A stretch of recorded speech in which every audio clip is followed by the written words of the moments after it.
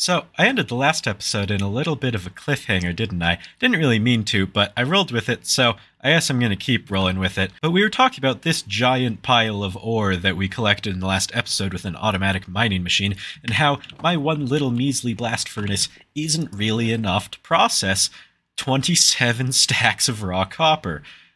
So I need a better solution. Luckily, Create has me covered, and we are going to be making an ore processing machine today. Now, I say ore processing machine and not auto smelter because Create adds a process where you can crush and then wash ores, and you actually get more out of it than if you just smelted them for some reason. But if you put in a stack of iron, not only are you going to get a stack of iron ingots, but you're also going to get some redstone. And there's this weird secondary resource for all four of these crushable, washable things. So copper gives you clay, zinc gives you gunpowder, and gold gives you nether quartz. So I'm just going to be getting a bunch of free resources for pretty much no extra work. And I like that. So without further ado, let's go build it. Actually, there's a couple of problems we have to deal with first, chiefly being that to crush ores, you need a thing called a crushing wheel. And if you'll notice, if I search crush, nothing pops up. And that's not because I don't have the recipe, it's because you can't craft crushing wheels in a crafting table. You have to craft it in one of these. This is a mechanical crafter that Create adds in, and it is significantly larger than a crafting table. It does the 3x3 plus another 12 crafting slots, and you can craft crushing wheels in these. The only issue is, the way it works is you give it rotational energy, and if I try to turn this, it doesn't work. It's overstressed because the hand crank doesn't provide enough torque to actually make this function, and sadly, neither does this water wheel. So instead, we're going to have to build a windmill. They're very much better than water wheels. They're just also a lot more complicated to actually construct. And not only do I want it to work, I want it to look good. So I have to choose a good place to put it. And I'm pretty much thinking I want to put it somewhere along the top of this little cave mouth. I'm thinking right here, just because it's kind of the most protruding area. And as much as that will be annoying to actually get, like, the power that the windmill generates through, like, mechanical belts and stuff over to my mechanical crafter, the prettiness will be worth it, right? Of course, problems don't end there. Why would they? Windmills are mostly made out of wool, and I don't have sheep, but that is a problem I can fix. So let me go grab some. 1 sheep, 2 sheep, black sheep, blue sheep. Actually, no, white sheep. But anyway, let's go ahead and breed these guys up. Well, it got to the point where I had to mute animal sound, so I think that's enough. I've also been shearing them, and I actually only needed like 45 wool or something, so we definitely have enough of that. This is a very temporary spot, by the way. I'll move them at some point out of my basement, but for now I didn't really feel like building a proper building for them, so they're in the basement. Now that we have this, we can craft windmill sails, I believe is what they're called. Yep, and it's just wool, sticks, and andesite alloy. Made decent amount of andesite alloy, and yeah, also have sticks. So if we just go ahead, make some sails, I think I need more than 64. If I'm not mistaken, I need about 84. So I just need a little bit more, but that's just because I'm out of sticks. And now we're good. So let's go build this windmill. You know, I was a little on the fence about putting it on the back of this, because I was originally going to put it on the front, but I was like, ooh, what if I put it on the back and then like parts of it are covered? And I think it looks really good. But obviously this thing isn't producing any rotational energy right now because it's not spinning. So let's turn it on. Now it is.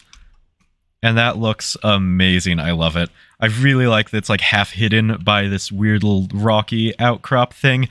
Of course, now I have to deal with the consequences of building it here, which is I have to get that spinning axle all the way over to here. And the thing is, this isn't even like going to be the permanent space for the mechanical crafter. So I really want to get that to somewhere where it's like easily accessible to all other parts of my potential base. That's probably going to go like along this cave wall, I'm thinking. So I'll bring it into this room for now, but we're probably going to actually bring it up here and then back down to like here and then to the mechanical crafter. And I have no idea how I'm going to do that. So I guess I'm going to go figure that out. Okay, so I have an idea. I'm going off on my boat to show it off. Pretty much, I was thinking, right, my original plan was use mechanical belts, which is just something that the Create mod adds in. You can like connect 2 axles with a belt. So you have like a mechanical belt there that just kind of goes up and then like around somehow to get to my base, right? But then I had a better idea, which was instead of that, because that would be just like hiding it, right? To have a mechanical belt just like go here, go around here, and then go there. Just like try and make it not visible. But I think it would actually be easier to like purposefully make it visible, like make it look good. So what I'm going to do is I'm going to have this go up to like here-ish somewhere. I'm going to have a waterfall like this one that's just kind of coming out of this wall, but it's going to be bigger than this one. It's going to be like 4 blocks surrounded by, or like 4 blocks in kind of like a diamond shape. So let's say this copper was like the middle, you'd have like 4 blocks of water, and then the middle is the chain, so that it's actually transferring the power down. And at the bottom of that, we put like a big non-functional water wheel, not like this little dinky one that's back here actually generating power, just like a big aesthetic one that doesn't do anything, it just looks pretty, but the windmill is actually spinning this whole water wheel contraption thingy, and then that we aesthetically take the energy that water wheel is, you know, theoretically generating, though it's not actually doing anything, and we route that to our base. I think this could look good. I don't know how well I explained it, but I'm gonna like start building it and we'll see how it goes. I have made no progress, but I did design the build in creative and I gathered all the resources, which means all I have left to do is, you know, build it. But I don't really like building that much, so I looked into solutions as to fixing my problems, because it tends to do that. It turns out this exists. This is a schematic cannon, and what it does is it takes gunpowder and a schematic, which is essentially just a scan of the build I made, which is now like placed into the world, put it in here, and the schematic cannon, once I turn it on, will take all of these resources, and it will just like shoot the blocks into place, and it will build it for me, which is like amazing. So without further ado, let's hop into a time lapse, turn this thing on, and just watch it go.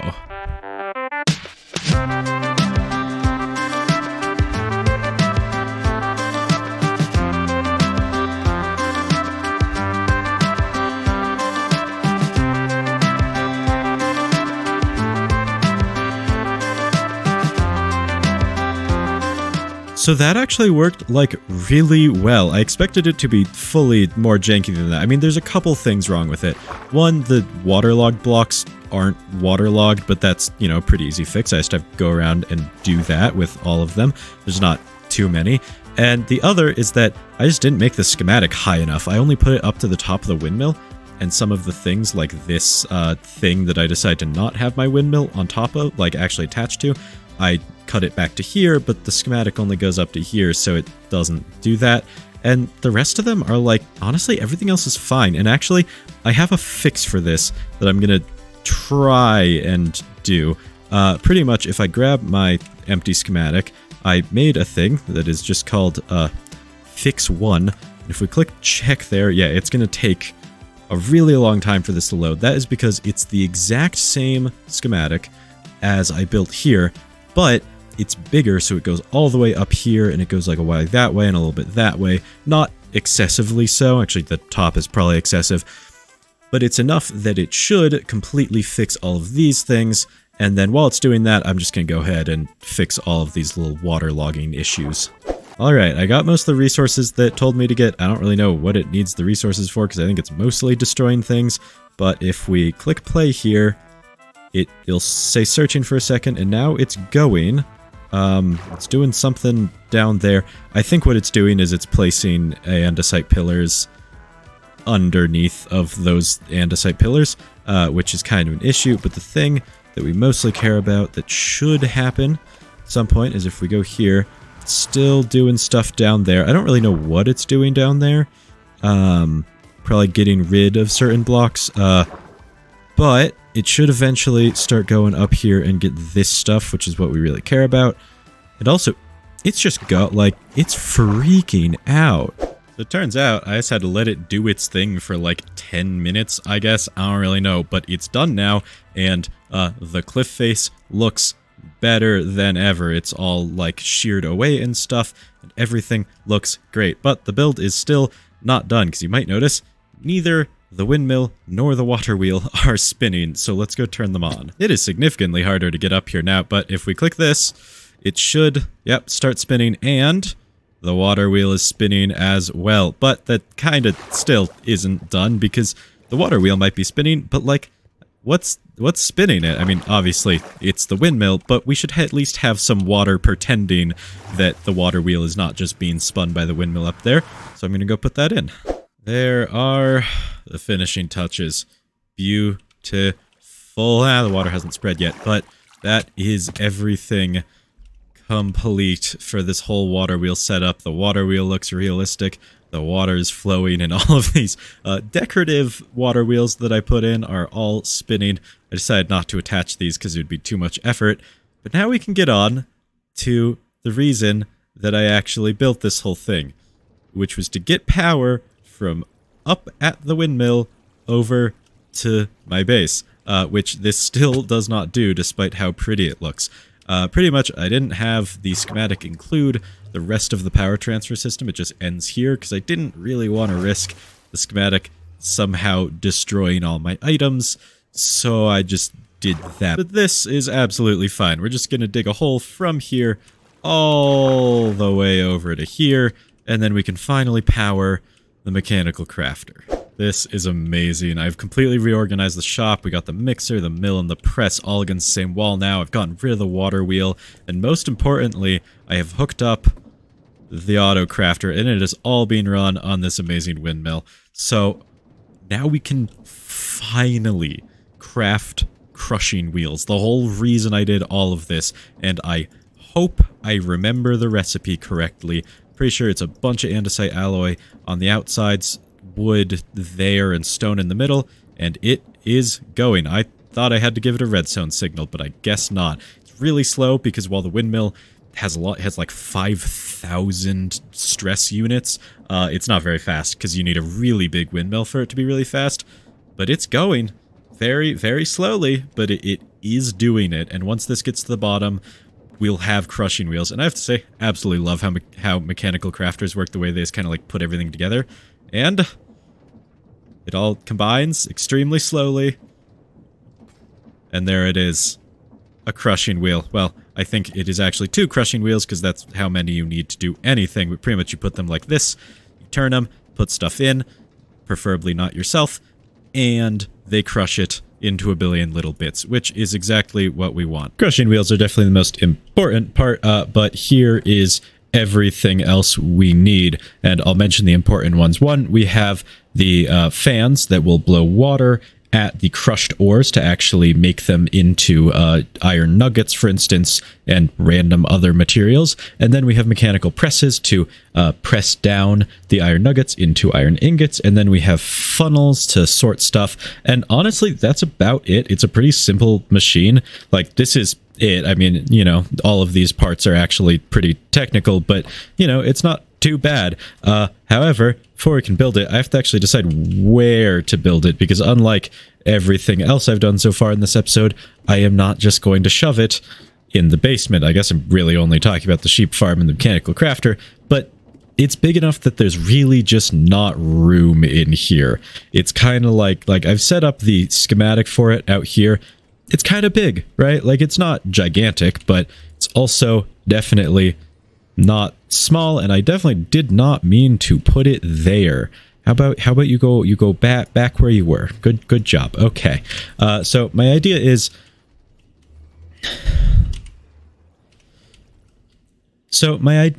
pretty much to make another little, like, kind of tutory style thing like my main base, but like over here somewhere probably, so I can easily route power to it, and also make a little one of these little oak walkways over to it. Just want to make it nice and cute and pretty, and also big enough to house the machine. So I'm gonna go ahead and design that.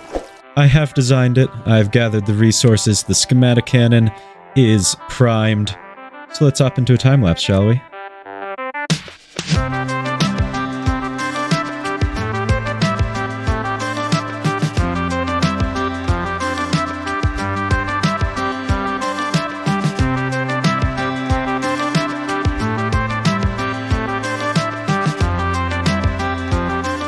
Just realized I designed this whole thing with night vision on, so it's a little dark, but that should fix it. And this thing looks absolutely great. It's a lot fancier looking than my weird little built into the dirt hut. I did like a bright red roof, which I actually think looks really good in the darkness, just because, I don't know, it kind of lends itself well to it. I just kind of, you know, stuck with the same Tudor style, but I think it looks absolutely amazing. And also, you know how at some point I said that it wasn't actually that complex of a machine? Well, I changed that. I decided to prioritize making it look pretty compared to making it efficient or small. So now it's big and not that efficient. It's still better than a blast furnace, but not that efficient. But it looks pretty, so you know that's really what matters. And also, it's flooded, which luckily doesn't matter, but I don't really know why that happened. I guess the schematic can just didn't feel like removing the water. But this thing is already hooked up to the power system. We should just be able to go grab some raw ore and throw it in. I have got a full stack of raw iron to process. I'm just going to throw in one for now, though, because like I said, it's very slow. So that'll go in, and it will start grinding it up. And then if we go down here, that raw iron is now in here, and it's being blown by fans and washed, which happens pretty instantly. Then the iron nuggets should go to this side, I think, and they are moved up into this basin. This is mostly the slow part because the fans, they're pushing the nuggets up into the basin, are moving kind of slow. But if we go down here, and God, FreeCam is so fast, and we try and get a good look at it, we should see some iron nuggets going up. I don't know if we actually will, but they will eventually end up in that basin, and then this thing will smoosh it and turn it into iron nuggets, or iron ingots, which will go in here. And it should also get us redstone occasionally, but it's only like a 50% chance each time you put a raw iron in, so we might not actually. And also, this is unfortunate, I don't, what? You don't have a filter. I think that's the issue. Do the rest of these have filters? This have filter? I literally can't see. I think it doesn't. Where are all my filters? So I was looking around for the filters, and they're not still in the chest that the schematic cannon takes from, but I've noticed these ones do have filters. This is an item filter, and pretty much what it does is it has the 4 things that this basin is allowed to craft, which just makes it so that, like, it's really for this one. If you don't have this filter on, this would make iron trap doors, because that's a thing you can make with a mechanical press and iron. So it just makes it so it doesn't do that. And the schematic cannon asked for 4 filters when it actually, like, asked me for resources. That is 1, that is 2, that is 3, and that is 4. So essentially, most of the things that needed filters didn't get them. The rest of them are, I don't even know if I'll be able to see them, but pretty much this thing needs a filter, this brass tunnel, so that the stuff getting washed actually gets washed before it goes in. And then several other parts of the brass tunnel need filters, namely this one, so that only the iron and the gold come out of there, and this one, so only the copper and the zinc, and so on and so forth. So I need to get a couple more filters, because there's a bunch of different places they're missing them. I genuinely don't know why it decided it didn't think it needed filters. I'm guessing all the places they're missing filters are brass tunnels, whereas this is a brass funnel, and this is a basin. So I'm guessing that's why it only noticed it needed filters for these 2 for some reason, but it's pretty easy fix. I just have to kind of dig my way into the machine so I can actually access all of the different little parts. I have put all of the filters in, and everything should be working, so we're going to test it again with some raw iron. I'm going to go into this mode. It should get crushed, go down here, same as it did last time, but this time it shouldn't go into that funnel. It's a little hard to see because all the particles, but I believe that did get washed first. And now, if we come out here, the iron, yeah, iron's on this side. It should be slowly go, yeah, the iron nuggets are moving upwards. Like I said, very slowly, because it's all running at a very slow RPM. Then once 9 of them get in, it crushes it, and that iron will eventually end up in here. And there we go. We got an iron in there. It looks like that time we didn't get redstone from it. I think it's a 50% chance for the redstone, so that doesn't happen every time, but we will get some. So I'm going to go ahead and test out the other 3 ores. So that worked almost perfectly. We got copper, we got zinc, we even got some extra clay from the copper, and we got the iron, obviously. We got some extra quartz from the gold, but the gold itself is not there. Luckily, I know exactly where it is and why it's here. We have 9 gold nuggets in the Nugget of Experience thing, and these are essentially, you use them, they give you experience. It's because if you process ore like this, there's no smelting it, so you don't get the experience that way. And pretty much what I did is I forgot to put the filter on... No, we saw it for a second there. That brass funnel, that should have an experience nugget filter. So currently anything can just come out of that, which means anything can end up in this barrel. But if I just like break in here, I think, yeah, and we give that an experience nugget filter, now everything should work properly, and I'm going to go ahead and test it with a full stack of raw iron. So I put in a stack of iron, and then another, and then I went ahead and put in all of the raw ores that I have, except for copper, which I have only put in a 1/6 of because I have an insane amount stored in my starter base over there. I have like 5 stacks of copper ore blocks, which is like in a ridiculous amount. I think that's 49 or 46 stacks of raw copper, and I've put in one singular stack of raw copper blocks, which means currently this machine is processing 9 stacks of raw copper, and I've been waiting on this for like half an hour. I was going to finish this before recording this clip, but then it took far too long. In fact, now it seems to be like kind of clogged up. It's just taken a while. But if I ever want to finish processing all of the copper I have, I need this thing to go faster. But making it go faster is not simply like tweaking some gear ratios and having it work. It is a much more complicated problem that I do not have time to solve in this episode. So for now, we're going to leave that till the next one. Really hope you enjoyed this one, and I'll see you next time.